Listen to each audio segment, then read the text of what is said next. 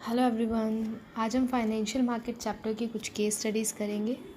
First case studies, this market helps to save time, effort and money that both buyers and seller of a financial asset would have to otherwise spend to try and find each other.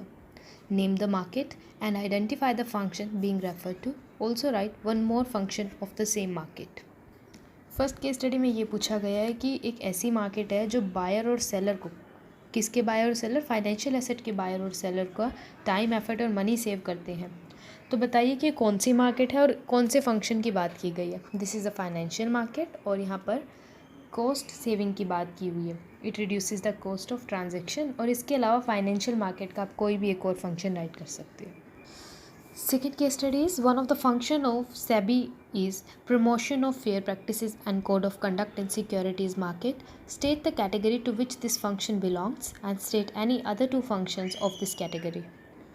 It promote the fair practices and code of conduct. ये protective function है और protective function में और भी कुछ practices थी, like unfair trade practices नहीं करना, इनसाइडर ट्रेडिंग को रोकना, उस पर कंट्रोल लगाना।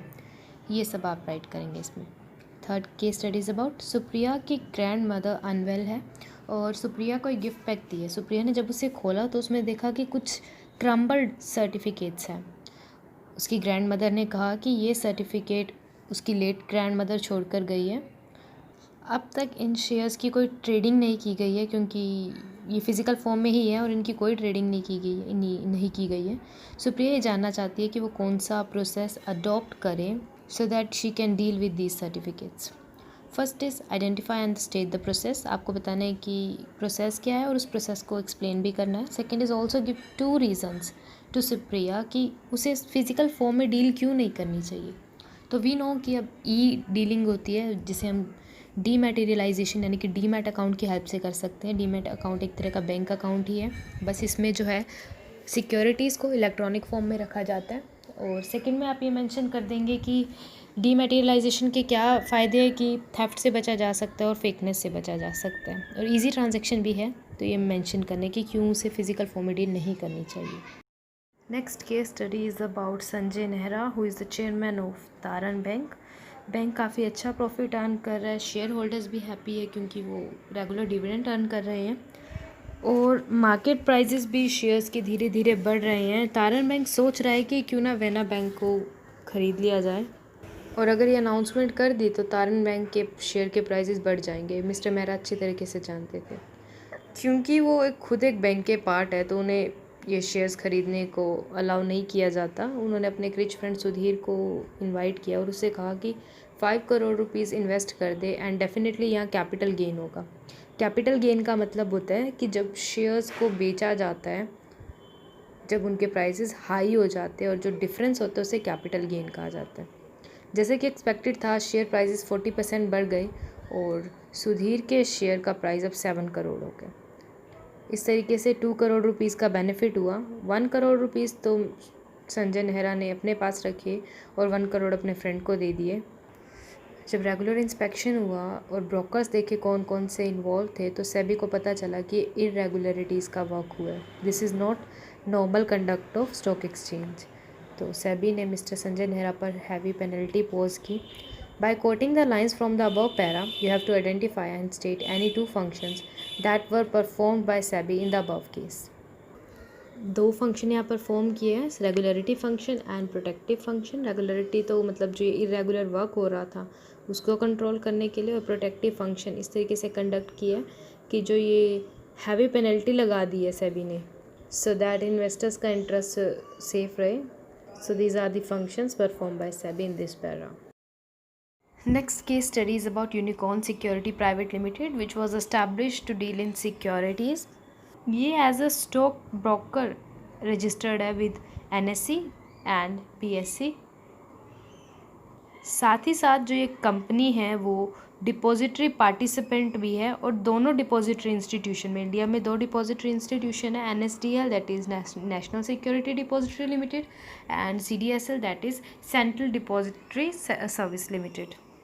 फर्स्ट 3 इयर्स तक तो बिज़नेस बहुत सक्सेसफुली चलता रहा, बट जब बोर्ड ऑफ डायरेक्टर चेंज हुए तो कुछ कस्टमर केयर सेंटर में कंप्लेंट कर रहे हैं कि जो कंपनी है शेयर्स को टाइम पर ट्रांसफ़र नहीं कर रही है, उनके डीमैट अकाउंट में ट्रांसफ़र नहीं कर रही है, जबकि पेमेंट टाइम पर की जा रही है।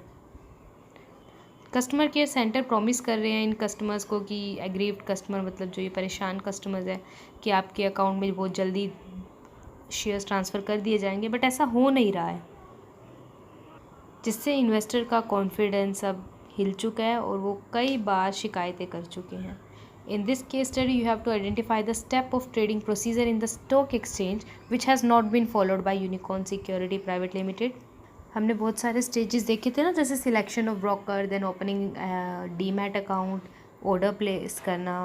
तो यहाँ पर कौन सा स्टेप मिस कर दिया गया है, इग्नोर किया गया है? यहाँ पर सेटलमेंट को इग्नोर किया गया है। सेटलमेंट का मतलब है कि जब मनी रिसीव हो जाता है तो ब्रोकर अकाउंट में शेयर्स को ट्रांसफ़र कर देगा। And you have to name the apex statutory body of capital market to whom customer can complain to redress their grievances. कहाँ पर कस्टमर अपनी कंप्लेंट कर सकते हैं? सेबी के पास। Food India limited is a company engaged in the production of packaged juice since 2010। अब market में काफ़ी कंपटीशन आ गया है, तो फूड्स इंडिया लिमिटेड के आगे चैलेंज खड़ा हो गया है। कंपनी ने डिसाइड किया कि वो अब ओल्ड मशीनरी को रिप्लेस करेगी और उसके लिए 100 करोड़ की एस्टिमेटेड कॉस्ट है। इस फाइनेंस को जनरेट करने के लिए कंपनी ने डिसाइड किया वो 9% डिबेंचर्स इशू करेगी।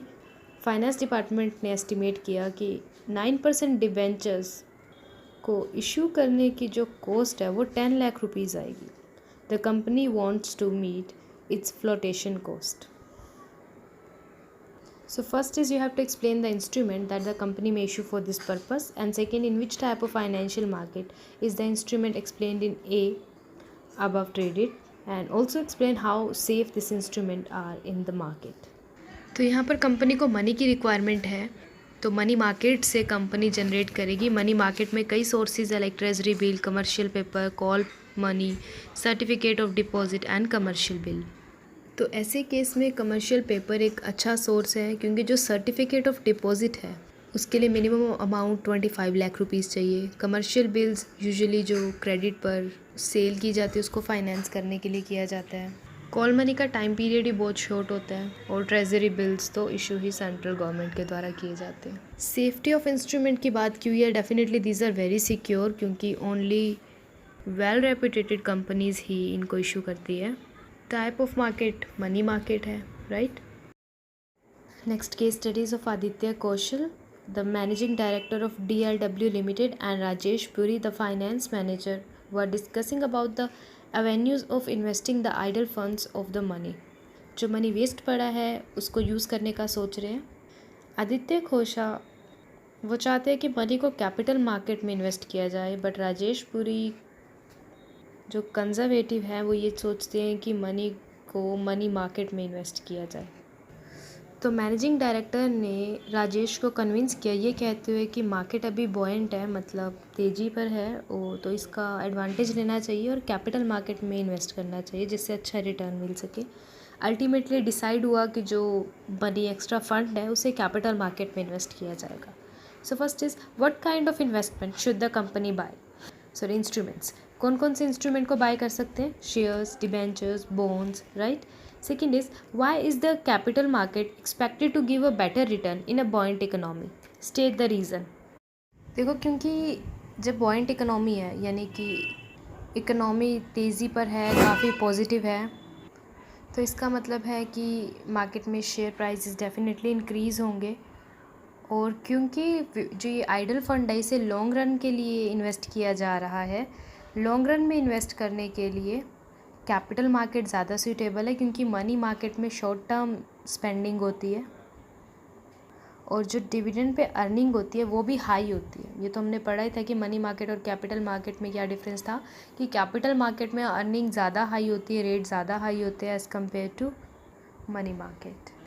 सी part is why and how safe are the securities in this market as compare to money market. हाँ, ये फैक्टर भी है कि जो सिक्योरिटी कैपिटल मार्केट ज़्यादा अर्निंग तो करती है, बट साथ में ज़्यादा रिस्कियर भी होती है।